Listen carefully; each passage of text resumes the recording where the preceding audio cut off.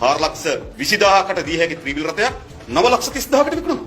5,10,000. එක ත්‍රිවිල් රථයකින් ආණ්ඩුව ආදායමකට ගන්නවා. මම හිතා ලීසින් කම්පැනි විතර ගන්නෑ.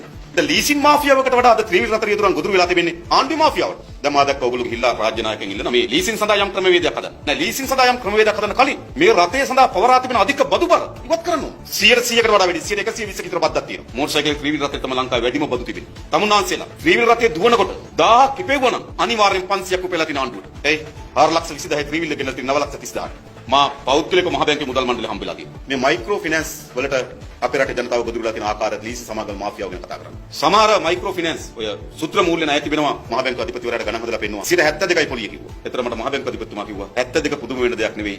200%ටත් පොලියට දෙනවා මයික්‍රෝ ෆිනෑන්ස්. මායේ සාකච්ඡාවේදී කිව්වා අඩුම 30%යි උපරිම. කැප් එකක් දාමු 30%ට වඩා කාටවත් දෙන්න බෑ. මහ බැංකුව අධිපතිතුමා කිව්වා මොකද? අපිට එහෙම පණවන්න නීතියක් නෑ. අපි ආයාචනයක් කරමු කිව්වා 30%ට වඩා නොදී. බැලුවොත් යාපන දිස්ත්‍රික්කයේ වැඩිම සීදි හානි කර ගැනීම තිබෙන්නේ. නායකව ගන්න. ඔව් ඔව්.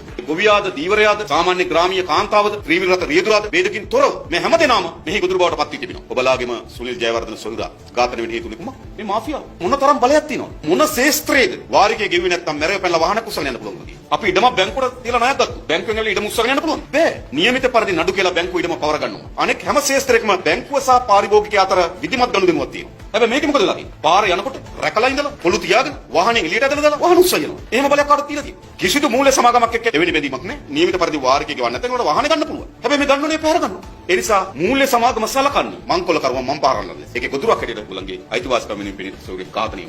ඒක කොමික් ගමන් කළා. ඒ නිසා මූල්‍ය සමාගම් විසින් එල්ල වී තිබෙන පීඩනයත් අපි නතර කළේ.